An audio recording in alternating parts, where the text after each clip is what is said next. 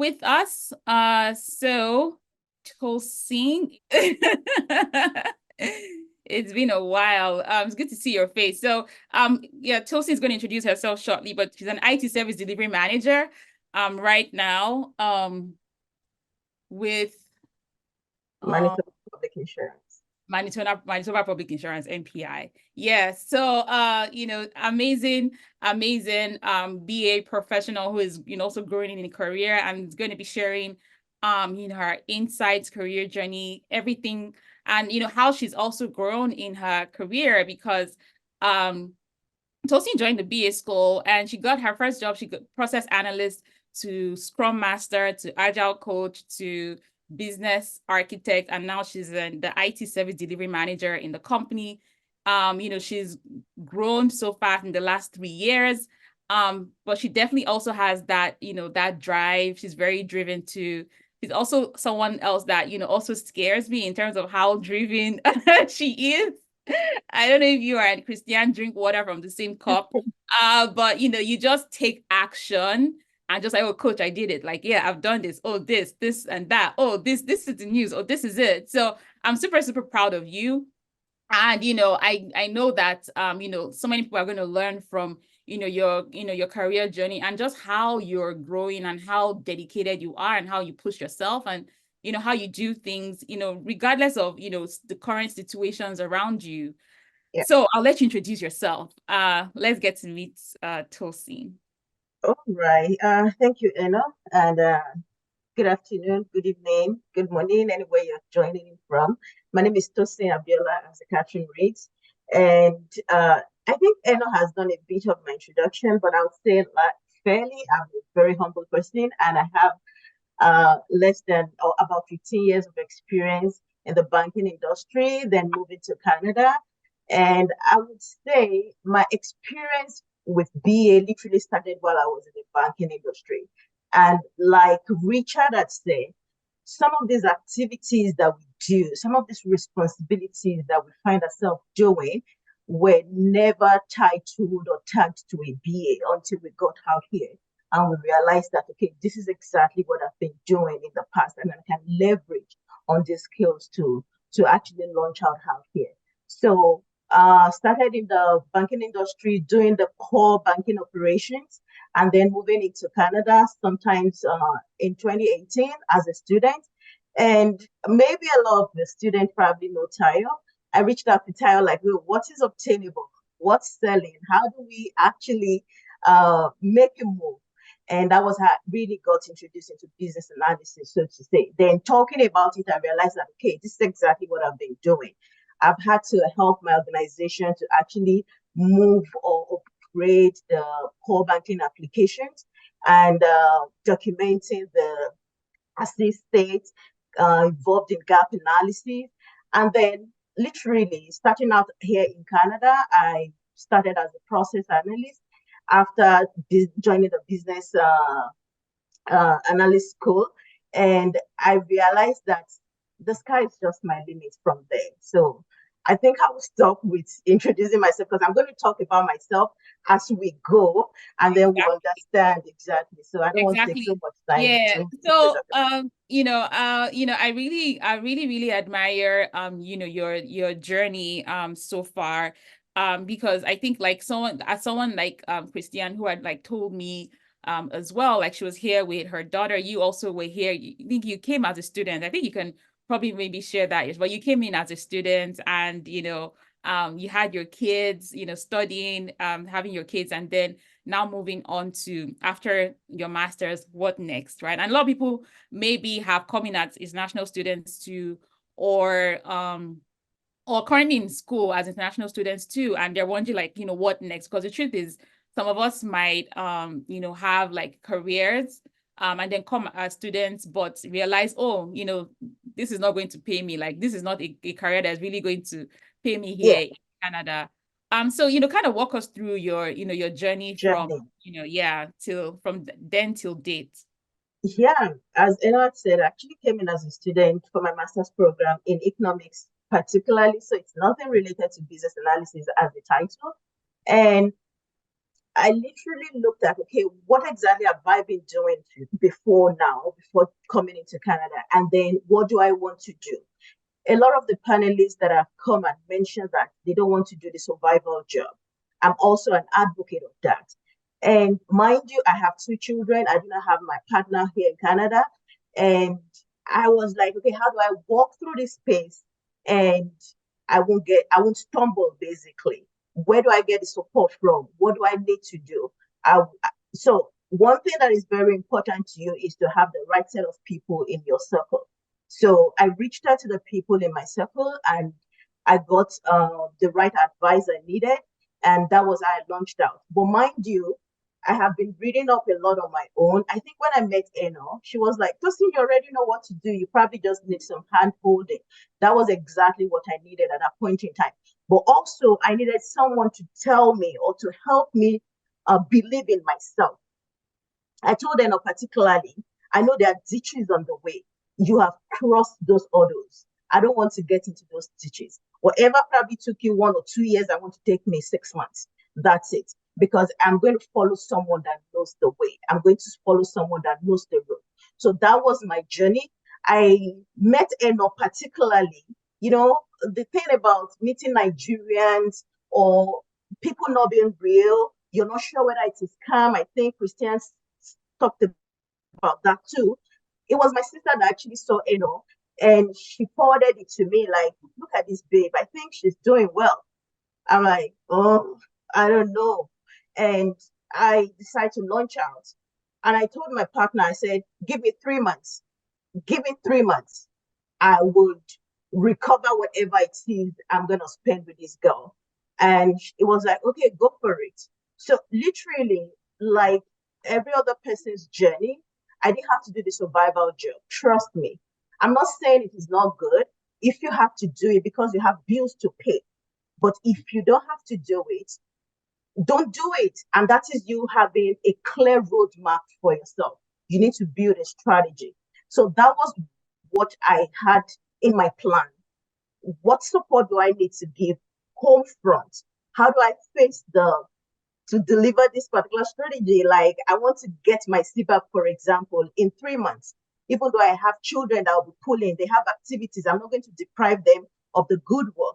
And also, what can I leverage from what I have? The school, I've come here to spend money on school anyway. It's not going to go into waste. But how am I going to put all those things in the pipeline to actually make something meaningful for myself? So working with Eno actually helped in putting all these pieces together, all these puzzles, and then here we are today. So I don't know. The sky's just the starting point. The sky was actually the starting point for you, Tosin. And I never knew you told your husband to give you 3 months because the truth is, in 3 months you actually did. Like you had gotten you got your certification like a month or so in. Like you were always studying, like getting materials. You would actually come to the class and share, oh, I'm using this material, all of that. You were so resourceful to other members as well. I remember so well at that time, like he would always share resources. This is what I'm doing, this is how I'm learning, things like that. And then I'm like, she's like, oh, I passed. I'm like, how? I took my exam in the night or something like that. I'm like, how did you just pass just like that? Right. Yeah. So, you did that, you got your certification, Scrum, like everything, you were just kept going. And actually by the third month, you were pushing, like you were doing interviews upon interviews, and you always ask for feedback. And that's, one thing I really, really love about you is how you're always open to coaching. Like you're willing and ready to be coached anytime, of the day. You would ask for feedback. Okay, this is the interview. This is what they need. Okay, what do you recommend? What do you suggest? You always still ask for feedback. Like till today, you still do that. Like you've never Yeah. stopped seeking that, coaching and learning from someone else. So, and that's something that I noticed that you've always had, no matter what, like when it was even from the next level to the next level. Yeah. For sure. So I want you to share how, your career trajectory in the last 3 years in the last 3 years, you've just like really grown so fast. Like it's So even scary. It's scary. yeah. It wowed me, as well. like, how have you been able to do it? Like within the same company, just quick, like grow so quickly, so fast into a leadership position now where you're leading, IT, digital, I don't even know what it's called. Workplace management. Digital Yeah. service delivery or Okay. something. How did you do this from international student 3 years ago that just got a master's and was being told she should go and work as a teller, in the bank or something? I remember you were going to do your CF something, right? One of those banking. Remember that? Yeah, I know what you're talking about. Trust me, I can't remember that acronym right, but it's for the banking guy, so it's okay. Yeah, the journey has been very inspiring. It's been breathtaking. It's been a lot of determination, I would say. We all joined Enos group wanting to be BAs exactly. But one thing stood out for me. It goes beyond being a BA. It is in actually internalizing those skills that you have. Everything you're learning, you can put them to use in literally all spheres of life, any domain you find yourself. That was what I actually took away. But mind you, at the start, I'd said I was actually looking out for someone to help me believe in myself. So the worksheet we have, you were able to literally document your achievements, everything you've done, things that you did not know you have the capacity to do, or things that you thought they were little, you could neglect, they were actually a big deal. This made me put together a very fantastic resume. Sorry, I can actually make so much noise about myself. We were raised to not blow our horns or something, but at this stage, I think we should do that to ourselves because we've actually done so much that we don't appreciate or we probably don't even recognize. So I got my first gig after my saver. I don't know, I can't even count my certifications again. Not because there are so many, but trust me, they they were intentional. They were intentionally put together. And I kept applying like everybody too, but I keep putting in quality applications. So I spent time putting together or tailoring my resume. I'm not one of those that just throw resume like in the name of application. Quality applications. Like how do I want to, and I want to put down what I can defend. So I threw out those applications and I was going to bed one night. I think it was in December. It was my cutoff time. Like, I think I need to take a break. I've not gotten a job. I've been taking interviews. I'm not one of those that takes several stages of interview. My interview has always been 2 stages too. So second stage, we're sorry. Okay, I think I built a shop for we're sorry. So it doesn't get to me. But every stage of the interviews I've gone through were learning points. So I go back to my resume, rebuild them, rewrite them because I understand better, and then I was going to apply for this job. And I felt like, oh, it's December. I think I'm taking a break. And, I was like, stand up, go do it. It looks like it's fresh. It's not, nobody has applied for it yet. And I put the application in. There were two I did that December and I shut down. I wanted to watch Christmas movies and whatnot because I felt like I needed it. And a week down the line, I started getting responses to those applications. Are you available for a quick chat? Okay, yes. How do you think you meet up with what we're looking for? Why do you think you're a good fit? I reply to the best of my abilities. Okay, yeah, we want to connect you to the next stage. And then I had that. The first gig I actually got, I never saw whoever was interviewing me, whether it was a guy, woman, whatever. It was supposed to be a 1 hour interview, but in 30 minutes or less, we were done. The guy was like, you know what? I've seen what I wanted. I'm going to hire you straight up. And that was how I got it. And it was the first day I started that job that I did the second interview. And by 8 o'clock the following morning, they were going to hire me again. I'm like, okay, you guys are not going to run me crazy. I've been waiting for you for the longest time. You didn't come. But then I got to the first job. I started like making impact from the very first day.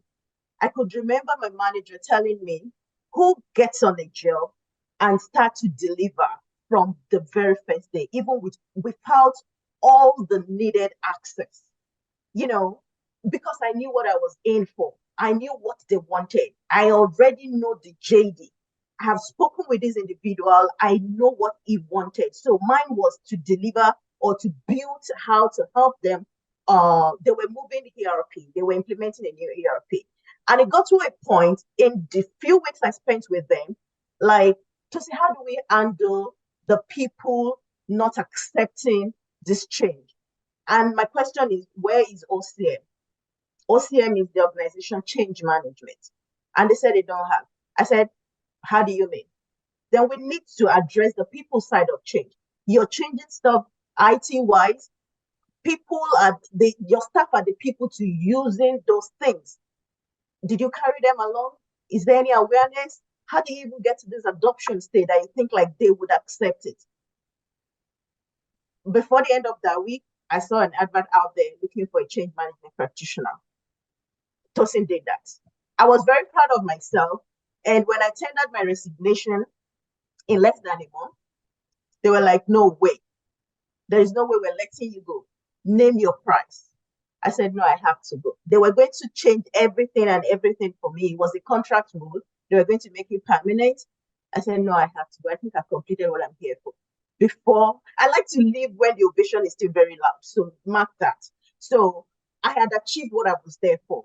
I had documented everything. So in such a way that whoever is coming on board knows where to pick it up from, because there was no structure before.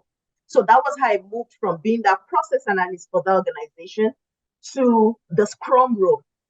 I was never trained as a Scrum Master.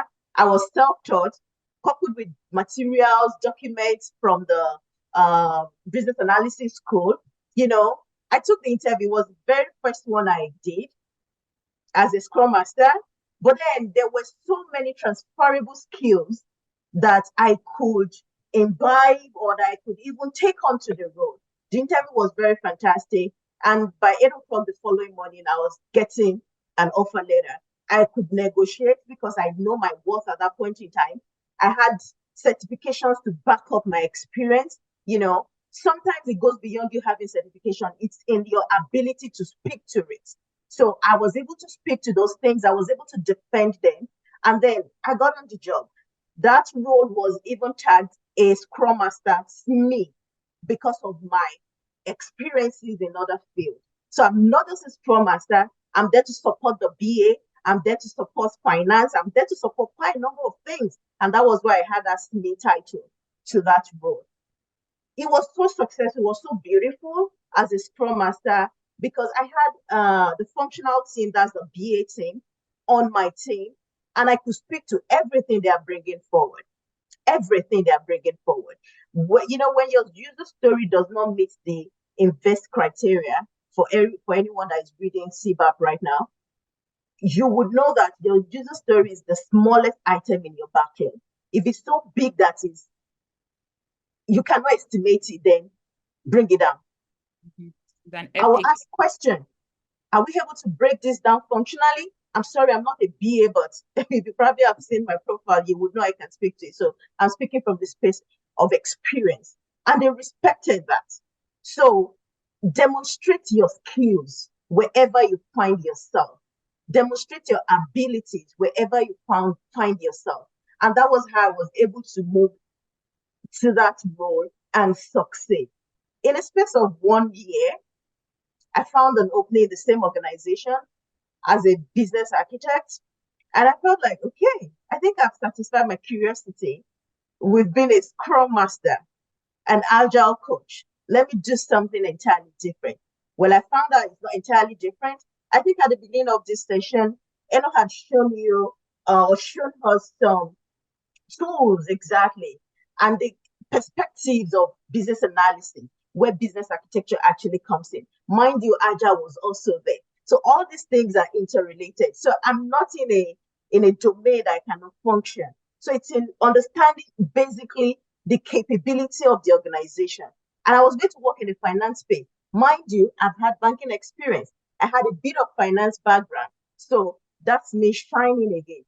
And in another 1 year, so literally in an organization that I've not spent 3 years, I've actually moved 3 roles. So currently, like she said, I'm the service delivery manager of an IT, And literally all I've done in this space of time was actually to leverage on the skills I've acquired over time.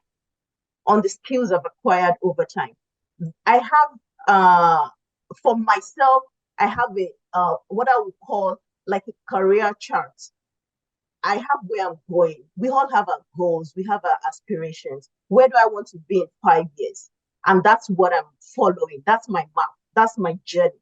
And I keep checking. Every year, I must write at least one certification that will take me to the next level because things are evolving, right? So you don't want to be outdated. What is exactly like Christian had said, BA of 2024, 2025, you should be thinking of business intelligence, artificial intelligence, emotional intelligence. It's not going to be business as usual. So you have to put yourself in that space so that you're still going to be very relevant. I'm not done. I'm just starting. So I'm shutting off there. You're absolutely not done for Yeah. sure. And that thing, everything she's telling you is the truth and the whole truth. Like I can swear by it. Like you can hear the confidence in her voice. Is that she set goals for herself. Like she's telling me, like, coach, the year is about to end. Though I have not met my certification goal. What certification can I take now? Like in the next month, and before you know it, she's done. She's gotten it, but she has proven herself. Like what she said, demonstrate your skills wherever you find yourself. The first job, she was about to leave. Like honestly, from the first day, she started delivering. I'm like, the way you're delivering to these people, when you tell them you want to leave, they're not going to want to let you go. And that's exactly what happened. They're like, how much should we pay you? Like, how much are they going to pay you there? Let's keep you here. Um, you know, but of course, she wanted to move to something more permanent. And, proving herself there, creating that change, showing your brilliance and not be scared to actually, you are the BA, recommend the solutions, and then taking on those skills into the next role and just growing and shining and putting herself out there for a new role. So from business process architect, business process analyst to Scrum Master, Agile coach, right, to business architect, right? And now IT service delivery manager, all different job titles, all different JDs, but all so many transferable skills, but also just betting on yourself. Like I have the skills, I have the experience, hard skills and soft skills. I've got this. Yeah. I have the resources, I have the support system I need. I'm going to do this. So it's just, really amazing. And I know a lot of people are, they're definitely inspired by hearing your story, your journey, your drive, and how you keep pushing yourself. You're an avid learner, you keep learning. Yeah. And you're just a rock star, you're a definition of a rock star because you go into an organization and you make your mark, right? Yeah. And then everybody knows who you are. And that's why whenever you have applied for another internal role, like you never did not get it, like you always get it for sure because you've made your mark in that organization in just 3 years, Yeah. like you just like this. And and I know it's not stopping. There's something else coming, very soon. And that's just who you are. But you, like you said you wanted to make sure that you had someone that was going to help you, guide you through the way, believe in yourself, use the tools and resources that were given to you, following through, and then leveraging the skills and experience that you have. It's just totally, totally mind-blowing. I'm definitely in awe of all the things you've achieved, how you've grown, and how you keep growing. Um, Walk me through. I don't even know what a day in life is for you now because you're not in a new role. So I don't even know. But as a business architect, because that's not a very popular role Yeah. that we see a lot of BAs want to move into, and maybe people feel that it's technical. So maybe Yeah. people when they hear architect, right? So people are kind of like, oh, which is really just the whole infrastructure, right? Yeah. So walk us through like the day in your life, from the last, we know what Scrum Masters do. So let's talk about like, the business architect role. Yeah. Yeah, so business architecture basically, I would say it's divided into two. So it has the business architecture itself, and then it has a process architecture in it. So for you to be able to deliver that architectural view to the organization, you must identify some processes. So literally, the business architecture team delivers the value that the IT is putting together. Mind you, IT is always going to be IT. That's in the name we call it. Maybe not tangible pieces that you can see, but business architecture will bring the tangibility out of those intangible things that ID is working on. So now let's take, for example, you're going through digital transformation, or probably you're trying to implement a new ERP. And how does the business understand what this solution would be like? Then the architecture comes out with bringing up the design, coupled with or in alignment with how IT would deliver it. What service or what value is the customer going to get from this? You build these conceptual models. There are different artifacts that the business architecture turns out, but at a very high level. Now, because you've identified the capability, different capability, now the organization has different streams, different segment, different line of business. Whichever one you're focusing on at that point in time, maybe it's finance that you're trying to transform, then you want to look at all the capabilities that is fulfilling finance in your organization. And those are the things you're documenting, whether it's payment, whether it's managing the arrears, whether it's about commission model that you want to build. You're putting all these things together and looking at the technology aspect of it. So literally the business architecture team would work with the enterprise architecture team as also as the systems and solution architecture team to actually deliver this. But who is bringing out what the business wants to say is actually the business architecture. Because IT can talk in their terminologies, in their jargons, in their language that is not relatable. But business architecture would bring the picture to making it real. So that's what business architecture is. Mindy had mentioned that process architecture is part of business architecture because you need to be able to identify processes that would help you deliver these capabilities. For example, how do you receive and collect payment is a process that is fulfilling the capability of payment largely. So now you're documenting exactly how payment will be received. Is there an online payment? Is it a face-to-face payment? Is it whatever kind of payment that is available or option that is available in your organization? Those are the processes you are documenting. So literally my day-to-day as a business process architect working closely with business architecture is looking at eye level these processes, creating conceptual model. We've mentioned the use of Visio, Lucid Chat, so many tools out there just to conceptualize what this design would be like and how people can relate with it. Now, BAs will now take those artifacts and do much more analysis to drilling down what the requirements are. So those process flows will not give you exactly how to write what your user stories would be. So it is like an input into business analysis. So you can see business architecture as a maybe high level version of business analysis. But because you have business analysis skills, you can operate in that domain as well because you know exactly where to stop. What level of information do you need to provide to actually help the business analysis team to work in exactly what they need to do? Yeah. So there could be prototypes as well, but they're not entirely prototype because you don't have that much detail that are provided. So my day-to-day relating with different stakeholders, relating with the business owners to get an approval if they're probably proposing a change, involving change management if you know it's going to be impacting people, especially when they know that they have been doing something over and over and over again, and you need to let them know why they need to change. The why is always very important. So my day is always full of meeting, like Christian had said, you hardly would find that white block in my It's always all sorts of colors.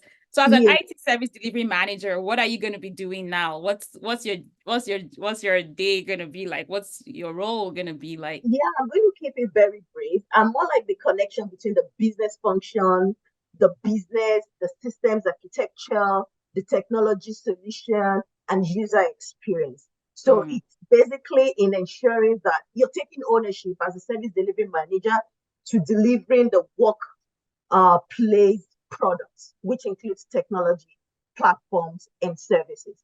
for the organization. So and let me keep it brief like that.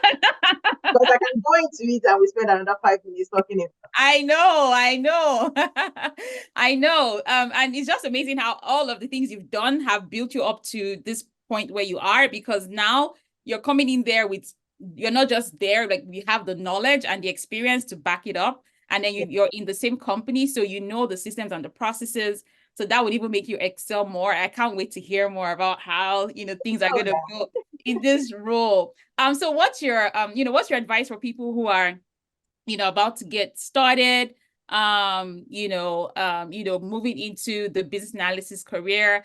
What are your insights too? I know you've shared a bit about that, your insights about, how people should, look into their career based on how the future of BA is going and based on your experience, especially moving through multiple roles and still finding that your skill set is still, largely the same. What's your advice? And what are your insights and what's your advice for, people who are, getting into this career, who want to get started, not sure if this is going to be for them, like have all those kinds of doubts and things like that? Yeah. First off is believing in yourself. You can do it. If I can do it, if people that have done it could do it, just know that you can do it. Create a chart for yourself. Document exactly your why. And that is what's going to be on your wall that you would look at for every time that you're even falling off the wagon. Why am I in this every time? Why do I need to keep going? What exactly is a need for me at the end of the day? Where do I want to see myself? I think Richard said something like he wants to be able to travel around the world without having to apply for visas and whatnot. That was why he came to Canada.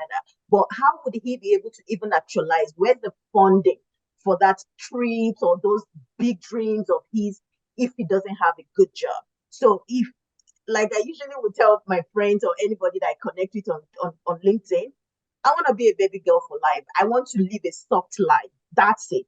So, and if I can do what I like to do and get paid for it, then I'm going to do it. So you are the only limiting factor of yourself.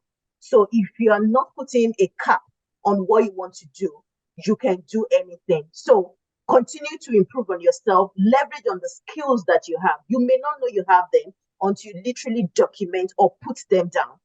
Write down your achievements so far in whatever you've been doing and look at the job descriptions. I think I was speaking with someone this last week. I met her on LinkedIn. She's been fabulous, amazing.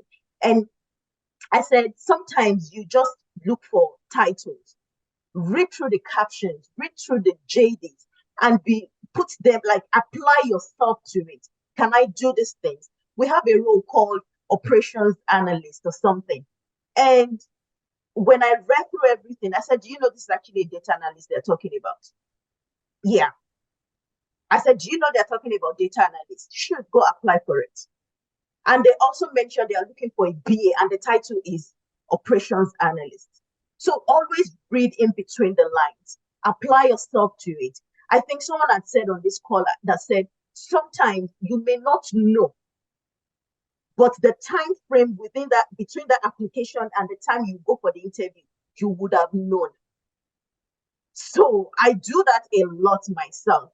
Once I see there is a gap in my resume or there's something I need to catch up on before I go for the interview, I do it and I speak to it like I have been doing it. Create a hero story for yourself where you're going for interviews. You can nail it, you can kill it. There is no mountain that is insurmountable. So it is in determining that you can do it. I don't want to repeat what every other speakers have said, but you have to keep evolving. You have to be well determined. You have to keep investing in yourself. So create a, yes, I like it, you captioning it like that. Create a hero story for yourself.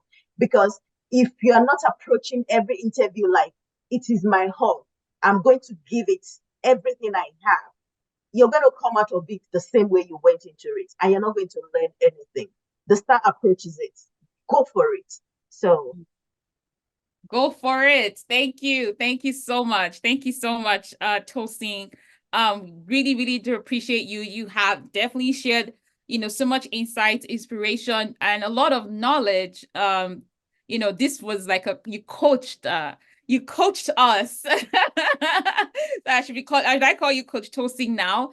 You Yes, definitely coached us right here. For sure. Create a hero story for yourself, right? That's like something we need to make sure we do when you get into those interviews. Create a hero story for yourself. When you get into those roles, make sure you're showing up, right? And you're delivering, right?